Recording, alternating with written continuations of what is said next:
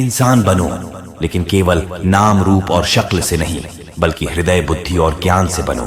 कोई भी कारण हो, कोई भी बात हो, चिढ़ो मत, गुस्सा मत करो, जोर से मत बोलो, मन को शांत रखें, विचार करो, फिर निर्णय लें। आवाज से आवाज नहीं, बल्कि चुप्पी से मिलती है। तकलीफ सिर्फ आपको होगी, दुख भी आपको ही होगा। मन शांत रखोगे तो सुख भी आपको ही मिलेगा। असली बड़ा आदमी वह होता है जिससे मिलने के बाद कोई खुद को छोटा महसूस न करे। इंसान की पहचान करनी हो तो सूरत से नहीं, चरित्र से करिए, क्योंकि सोना अक्सर लोहे की तिजोरी में ही रखा जाता है।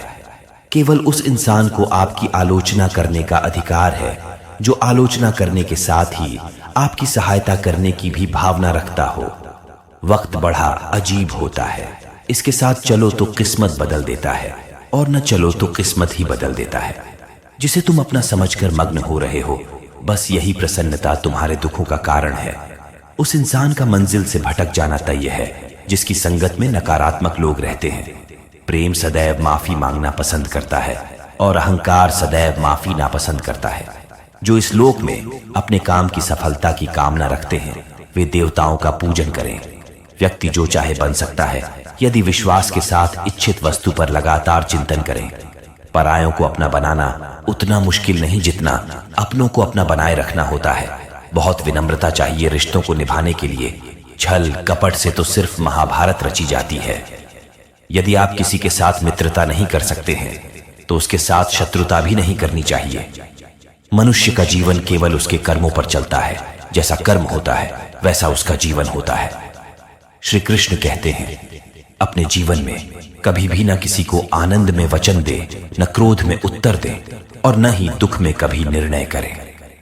किसी और का काम पूर्णता से करने से कहीं अच्छा है कि अपना काम करें, भले ही उसे अपूर्णता से करना।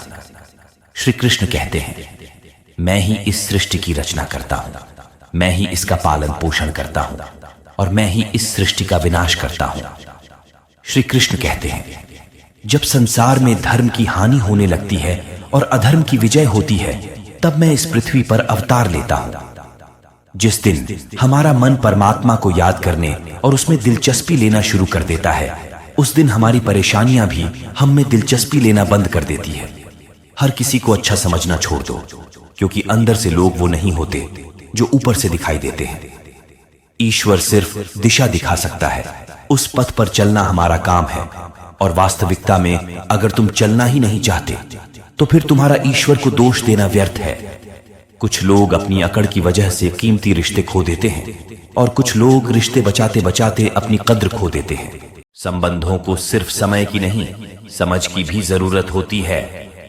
श्री कृष्ण कहते हैं कि तुम इस संसार में किसे खोने से डर रहे हो, जबकि संसार में तुम्हारा कुछ है ही नहीं। चिंता छोड़ो और सो जाओ। परमेश्वर आपकी सभी चिंता और परेशानियों से बहुत बड़ा है। चाहे कोई भी व्यक्ति कितना भी बुरा हो, उसमें कोई ना कोई गुण अवश्य होता है। मधुमक्खी बनकर गुण रूपी मिठास एकत्रित करते रहिए। हाल पूछ लेने से कौन सा हाल ठीक हो जाता है, बस तसल्ली हो जाती है कि इस भीड़ भरी दुनिया में कोई अपना भी है। अगर बुरी मानसिकता वाले लोग सिर्फ समझाने से हर बात को समझ जाते तो श्री कृष्ण कभी महाभारत होने ही नहीं देते। अच्छे विचारों से इतने व्यस्त हो जाओ कि गलत विचार आपको छू भी न पाए। लोगों के काम आते रहिए, क्योंकि कुदरत का एक उसूल है कि जिसके कुएं से लोग पानी पी रहे हैं वह कभी सूखता नहीं है। जिस व्यक्ति ने अपनी आदतें बदल ली उसका कल भी बदल जाएगा, और जिसने नहीं बदली उसके साथ कल भी वही होगा जो आज तक होता आया है। किसी का एहसान कितना ही छोटा क्यों ना हो, लेकिन आप उसे कभी मत भूलना, और आपका एहसान कितना ही बड़ा क्यों ना हो, आप उसे कभी मत जताना।